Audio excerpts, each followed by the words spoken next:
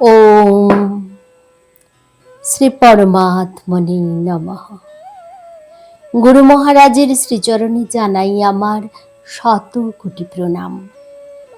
পরমহংস জ্ঞানানন্দ মহারাজ রচিত গিরি গঙ্গাধারা কাব্যগ্রন্থের দীর্ঘই বিভাগের পঞ্চদশ কবিতা ঈশ্বর তোমার এই ঋষিকেশ। এই কবিতায় যোগীবর বলেছেন, গঙ্গা কিনারে ঋষিকেশের প্রসিদ্ধ রামঝুলায় চলে দর্শনার্থীর মেলা। আবার কত খঞ্জ, অন্ধ, দীন, দরিদ্র ভিক্ষা করেই তাদের জীবন জীবিকা নির্বাহ করে। পূর্বজন্মের কর্মের ফল অনুযায়ী তাদের এমন দশা। বিধির বিধান অনুযায়ী যে যেমন, তার গতিও সেরকম।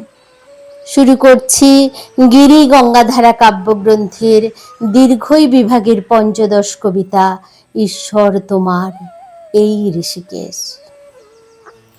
ঈশ্বর তোমার এই ঋষিকেশ প্রসিদ্ধ রামঝুলা, গঙ্গা কিনারে সারাদিন চলে দর্শনার্থীর মেলা। ভিখারির দল আশেপাশে বসে করে সারাদিন ভিক্ষা। সে যেন জগৎবাসীকে দিতে চায় তার প্রিয়তম শিক্ষা। কত খঞ্জ, অন্ধ, দীন, দরিদ্র ভিক্ষা করে হাত পেতে।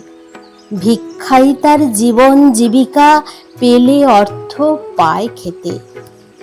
পূর্বজন্মের কর্মের ফলে তাহার এমন দশা। কর্মের ফল কর্মানুযায়ী যতই থাকুক আশা। প্রাপ্তি হয়তো সামান্য কম, অধিকতা নাই কারো প্রতি। বিধির বিধান বিস্ময়কর, যে যেমন তার সেই গতি। ভিখারিকে দেখে যে শিক্ষা হয়, বুঝে নাও সে কথা।